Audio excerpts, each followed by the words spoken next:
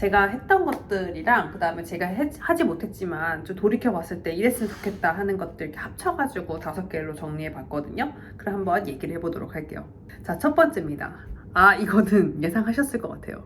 첫 번째는 운동입니다. 여러분, 운동이에요. 저 스스로에게 매번 얘기하는 겁니다. 저도 잘 지키지 못하고는 있어요. 근데 어찌됐든 저는 운동을 해서 온 게 제가 생각하기에 제일 잘한 일이라고 생각해요. 그러니까 제가 뭐 엄청나게 막 의지가 강한 사람이라서 매일매일 막 진짜 규칙적으로 운동하고 이런 거 못 하거든요. 근데 돌이켜 봤을 때 제가 20살부터 지금 40대까지 20년 동안 제 인생의 운동은 계속 있었던 것 같아요. 막 2, 3개월 쉬다가 가더라도, 아니 어떨 때는 진짜 1년 정도 안 하고 가더라도 그냥 길게 보니까 저는 그냥 항상 운동을 어떻게든 하려고 했던 사람이더라고요. 그게 저한테는 제가 여기까지 되게 늦은 나이에 로스쿨에 입학하는 원동력이 됐고, 그 다음에 진짜 부족한 실력이지만 이 로스쿨 3년을 어떻게든 잘 견뎌냈던 그 모든 것들이 그 체력에서 저도 왔다라고 생각하거든요. 그래서 모르겠어요. 이제는, 그러니까 저도 20대 때는 운동을, 몸매를 만들고 뭐 살을 빼고 이런 거가 주된 목표였다면 지금도 그런 게 아예 없는 건 아니지만 지금은 그래도 하기 싫어도 하는 이유가 체력 때문에 하거든요. 다 공감하신 거죠? 30대 분들.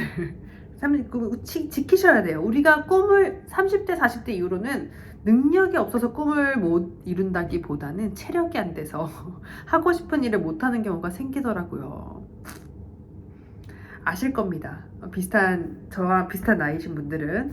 그래서 저희가 아무리 막 로스쿨 열심히 공부하고 싶고 열정이 불타더라도 체력이 안 돼서 못하는 일이 안 생기도록 운동을 해야 합니다.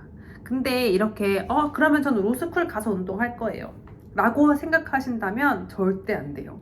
로스쿨 오셔서 운동 처음 시작하려면 일단 시간이 없습니다.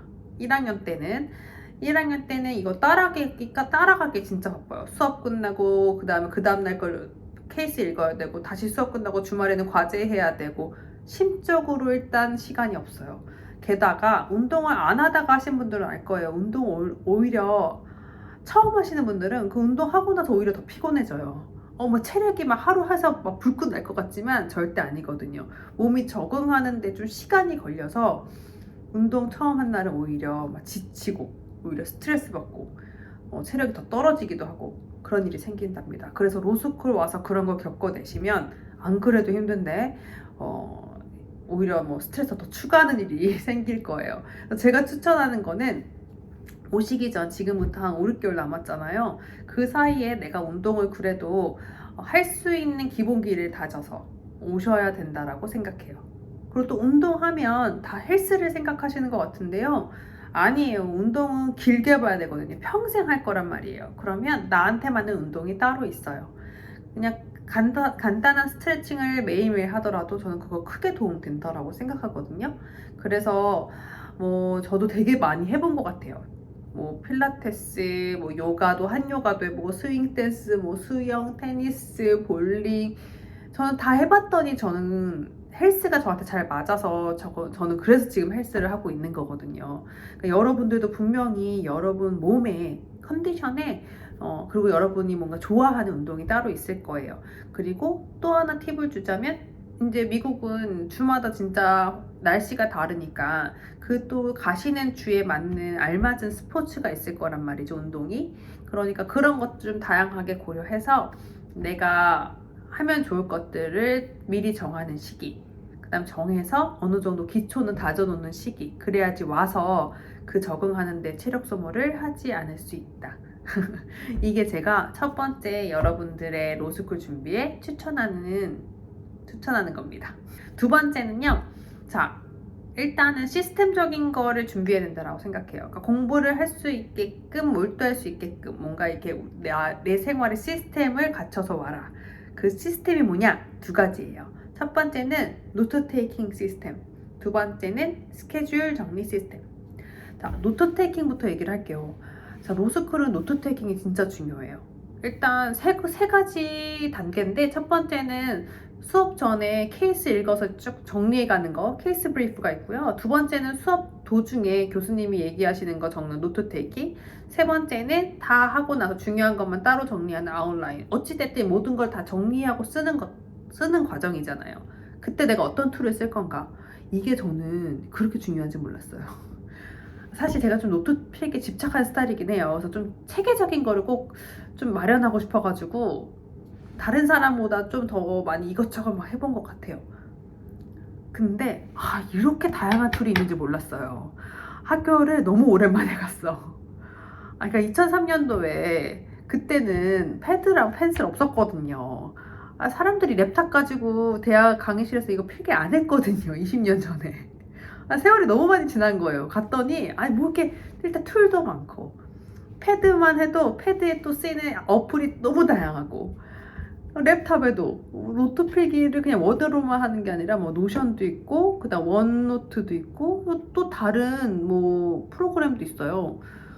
근데 정말 그거를 와서 겪으니까 하루는 노트에 써봤다가 그 다음날은 패드 썼다가 랩탑 썼다가 나한테 맞는 거 찾는데 너무 오래 걸린 거예요. 노트 필기도 종이도 이 노트에 써봤다가 저 노트에 써봤다가 이 펜으로 써봤다가 저 펜으로 써봤다가 제가 너무 까다로운지 모르겠지만 어찌됐든 저는 그거 해서 저한테 맞는 거 찾는데 한 학기 다 쓴 것 같아요. 그러니까 이게 너무 안 좋은 게 필기를 잘 해놔야지 그 다음 거를 빨리빨리 따라잡거든요.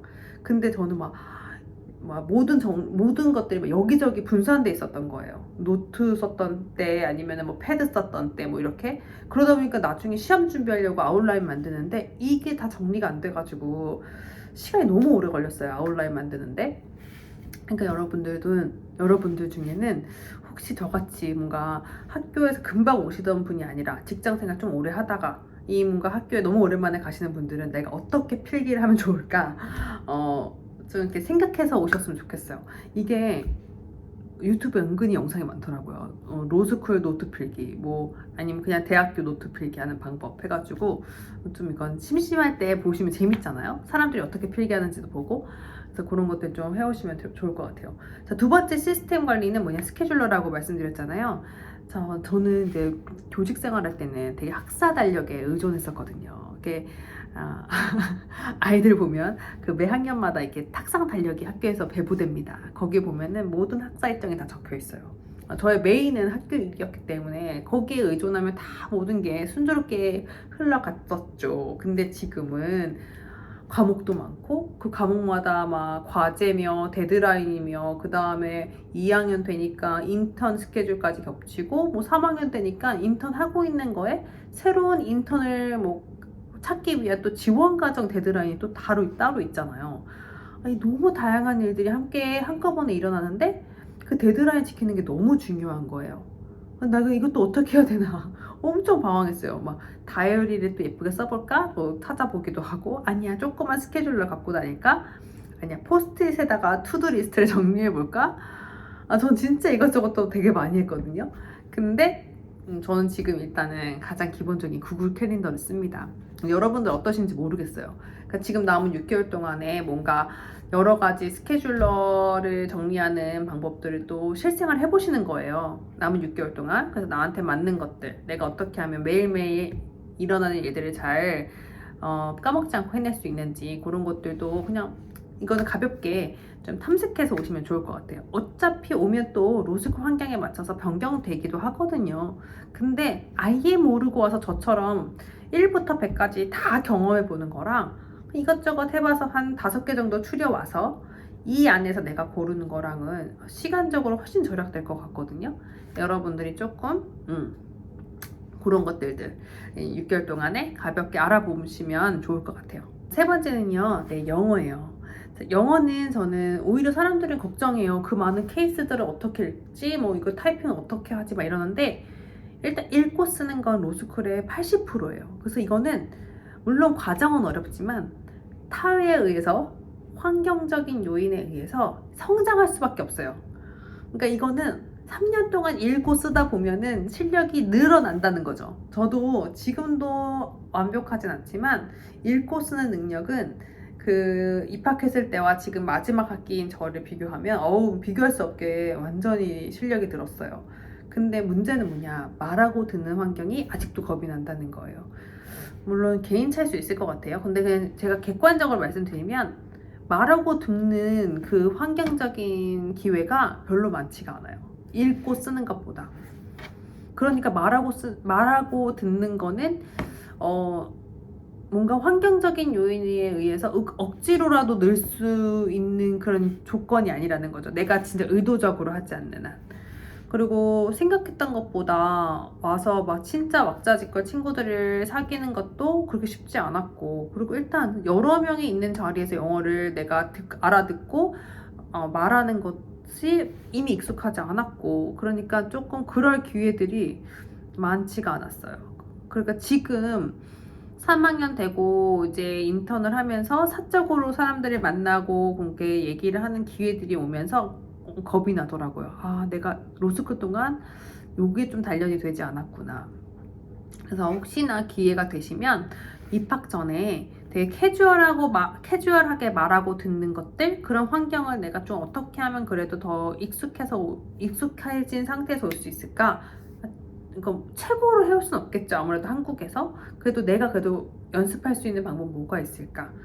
뭐 그냥 캐주얼한 얘기들이 많이 오고 가는 미드 같은 거 그냥 자막 없이 본다던가, 아니면은 뭐 요즘에는 그거 링글이나 이런 거 그 영어 배우는 그런 프로그램도 많잖아요. 그럼 그냥 몇 번 해보는 것도 좋고, 아니면은 영어로 말할 수 있는 그런 동아리나 모임 같은 거 찾아가서 하는 것도 좋고, 물론 꼭 해야 되는 건 아니지만 영어에 관해서 굳이 해야 된다면 저는 읽고 쓰기보다 말하고 듣는 그런 뭔가 환경을 조금 더 겪어서 왔으면 좋겠다 하는 게 개인적인 생각이에요.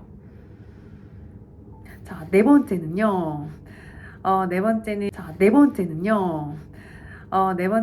취미 활동이에요. 오셔서 아까 제가 체력 관리는 말씀드렸잖아요. 근데 이제 멘탈 관리입니다. 힘들죠. 진짜 로스쿨 생각보다 진짜 힘든 시기인 것 같아요. 정말 해야 되는 일도 많고, 그 다음에 생전 느껴보지 못한 외로움, 그 다음에 좌절스러움, 그 다음에 그냥 내가 너무 가치 없는 사람 같다는 느낌? 뭐 이런 부정적인 생각이 한꺼번에 들 때는, 와, 내가 진짜 긍정적인 사람이라고 생각했는데도 힘들다 이럴 때가 있는데, 특히 전 첫 학기에 그랬던 것 같아요. 왜냐면 진짜 아시아 사람이 하나도 없으니까, 물론 꼭 아시아 사람이랑 친구가 돼야 되는 건 아니지만 정말 나만 외로운 것 같았거든요. 나만 이방인 같았고. 근데 저는 그때 진짜 운동이 저한테 큰 힘이 됐어요. 되게 힘들 땐 그냥 운동 갔어요. 그냥 그 운동하는 동안만은 내가 그래도 자신 있게 할 수 있는 게 이거다. 이거 하다 보면은 되게 기분 좋아지고, 그래 괜찮아 다시 해보지 뭐 이런 생각이 들기도 하고. 그래서 저는 그냥 그 1학년 때는 강의 사이에 있는 쉬는 시간에 외로울 때도 그냥 헬스장 갔고, 학교 밑에 지하에 있는 헬스장 갔고, 그 다음에 수업 다 끝나고 뭔가 되게 좌절스러운 일 있을 때 막 발표를 못했다 말을 못했다 막 이럴 때도 그냥 헬스장 가서 한 3, 40분 운동하고 왔거든요. 저는 그게 너무 저의 뭔가 멘탈을 부여잡는데 지금까지도 진짜 큰 도움이 됐다고 생각해요. 그러니까 여러분들도 오셔서 할 수 있는 본인만의 취미 활동 있잖아요. 나를 기분 좋게 하는 일들. 그게 엄청난 건 아니어도 된다고 생각해요. 되게 소소하지만 내가 나를 알아가는 거죠. 내가 어떨 때 그래도 기분이 좋아지는지. 저는 운동이랑 하나 커피였거든요. 그래서 운동을 하거나 아니면 좀 제가 좋아하는 카페 가서 커피를 마시면 되게 그래도 리프레시가 잘 됐던 것 같아요. 그래서 여러분들도 뭐 악기를 할 수도 있는 거고, 그림을 그릴 수도 있는 거고, 영화를 볼 수도 있는 거고, 그 뭔가 외롭고 좌절스러운 시간 동안에 나 괜히 왔어. 나 여기서 뭐 하고 있지? 이런 생각이 깊어지기 전에 그냥 이런 시기들도 내가 나 스스로를 조금 알아가는 시기. 내가 좀 나를 단련시킬 수 있는 그런 소중한 기회, 배움의 시간으로 가지셨으면 좋겠어요. 왜냐면 이런 일들은 누구에게나 또 일어날 수 있거든요. 막 외롭고 좌절스럽고 이런 것들. 그러면 지금 내가 그런 거 잘 겪어내는 연습한다 생각하고 취미활동 소소하게 가지고 오시면 좋을 것 같아요. 자, 마지막은요, 5번째는 그냥 다양한 길 탐색해보기, 나의 멘토를 찾아보기, 뭐 이런 걸로 제가 얘기할 수 있을 것 같아요. 뭐냐면 저는 직업은 우리가 각자가 이 세상을 살아가는데 내가 가지고 있는 가치관을 가지고 살아가는데 그냥 되게 좀 소중한 수단이라고만 생각을 해요. 그러니까 모든 제가 교사를 12년 했지만 모든 교사가 같은 가치관을 가지고 살아가진 않거든요. 그러니까 교사라는 직업을 가졌다고 해서 모두가 똑같이 살아가는 게 아니라는 거죠. 그 안에서도 어떤 삶의 방식을 가지고 있느냐에 따라서 모든 교사의 삶들이 다 다양한 거예요. 그리고 변호사도 마찬가지라고 생각해요. 교사와 변호사가 다른 게 아니라 그 집단 안에서 그냥 각자 개개인의 가치관에 따라 삶이 다른 것 같아요. 교사의 삶이 다르고 변호사의 삶이 다른 게 아니라. 그러니까 저는 그냥 단지 그냥 저 자신이에요. 근데 예전에는 제 삶의 가치관을 교사라는 직업을 가지고 막 이렇게 좀 추구해 나가고 있다가 나는 그래도 내 가치관을 변호사라는 직업을 가지면 조금 더 잘 이뤄낼 수 있을 것 같아 라는 생각으로 변호사라는 수단을 가지고 온 거지 제 삶이 막 A에서 B로 갑자기 방향 전환이 된다라고 생각하지 않거든요. 마찬가지인 것 같아요. 여러분이 어떤 가치관을 가지고 로스쿨에 오시는지 모르겠지만 그 길을 가는 데 있어서 내가 이 로스쿨의 삶과 이 변호사의 삶을 어떤 식으로 활용할 건지는 여러분 각자에 달려 있거든요. 근데 그런 것들을 이제 어떻게 내가 밟아 나갈 것인가는 스스로 결정하는 것도 좋지만 먼저 내가 살고 싶은 방식으로 살아가는 사람들, 그러니까 멘토라고 할 수 있겠죠. 그 내 길을 조금 몇 년 앞선 사람들의 삶을 좀 찾아보는 거예요. 그러니까 저는 여기 와서 되게 느낀 게 제가 뭔가 뭉뚱그려서 이렇게 살면 좋겠다라고 생각하고 왔는데 정말 그렇게 살고 계신 분들이 있는 거예요. 막 나보다 10년 앞, 뭐 20년 앞. 그러니까 그런 분들을 보면 내가 저쪽 그래도 방향으로 가면 되겠다라는 그 길이 생기더라고요. 그러니까 모든 변호사가 다 똑같은 삶을 가지고 있는 게 절대 아니거든요. 너무 다르게 살고 있고 그 사람들이 추구하는 가치도 너무 다르고 그러니까 여러분들이 뭔가 지금 남는 동안에 나 변호사가 돼야지 이게 아니라 어떤 변호사가 될 건지를 생각하는 시간이 됐으면 좋겠어요. 그거는 약간 변호사의 길을 찾아보는 것도 맞지만 그냥 삶을 어떻게 살아가야 될지 그 사람들이 변호사가 아니더라도 모든 사람들이 어떻게 살아가는지 그 중에 나는 내가 추구하는 방식은 누구랑 비슷한지 뭔가 이런 것들 내 멘토를 찾아가는 길 그건 책을 읽을 수도 있고 약간 유튜브를 찾아볼 수도 있을 것 같아요. 그래서 좀 그냥 가볍게 내가 변호사를 하면 내가 가지고 있는 내 삶의 가치관을 어떻게 구현해낼 수 있을까? 너무 무거운가? 지금은 그냥 막연하게라도 이런 사람처럼 살면 되겠다 뭐 이런 거 있잖아요. 그런 거를 좀 하고 오면 동기부여도 될 뿐만 아니라 힘들 때 또 뭐가 좋으냐면 나중에 와서 많이 물어봐요. 왜 로스쿨을 왔는지 그리고 네가 졸업 후에 어떤 삶을 살고 싶은지. 이거는 막 인터뷰 때도 물어보지만 네트워킹 이벤트라고 해서 사적인 자리에서 그렇게 뭔가 사람들을 만날 때도 제일 먼저 물어보는 게 왜 왔는지와 졸업 후에 뭐 할 건지. 근데 그런 건 대부분 약간 그런 삶의 가치관이랑 이어진다고 생각하거든요. 좀 내가 그걸 구체적으로 알고 있다면 얘기거리가 많아지겠죠. 그래서 5번째는 바로 그거예요. 그냥 내가 막연하게 변호사가 되고 싶다. 이게 아니라 어떻게 살고 싶은가. 무엇을 위해 살고 싶은가. 뭐 이런 거 너무 막연하죠. 저도 잘 몰라요. 근데 가닥만 잡아오는 거죠. 그냥 왼쪽이다 오른쪽이다 정도? 그렇게 시간 주고도 지금 되게 여유로운 시간이잖아요. 근데 어느 정도 정리됐고 이제 6개월 동안 사실 엘세 공부하던 거 그 지원 준비했던 거에서 크게 부담스러운 일이 있는 시기는 아니니까 우리가 좀 그렇게 공부 외적인 것에 좀 눈을 돌리는 시간으로 활용하셨으면 좋겠습니다. 어떠세요? 좀 도움이 됐나요? 사실 좀 막연하기도 하고 좀 개인적인 생각인 것 같아서 여러분들이 여러분들 각자 상황에 맞게 조금 선택해서 들어주셨으면 좋겠어요. 그리고 어찌됐든 오시기 전에 그래도 그냥 막 시간을 보낸다기보다 하나나 2개만이라도 내가 그래도 앞으로 나가야 하는 그 시기에 도움이 되는 일을 하셨으면 좋겠고 설레이는 마음 가지고 입학하셨으면 좋겠습니다. 너무 겁먹지 말고요. 다 잘할 수 있어요. 우리 그때 때가 되면 다 된다는 마음으로 미리 걱정하지 말고 지금 할 수 있는 것들 찾아서 준비해 오시면 될 것 같아요. 자, 다음 영상에서 또 뵐게요. 여러분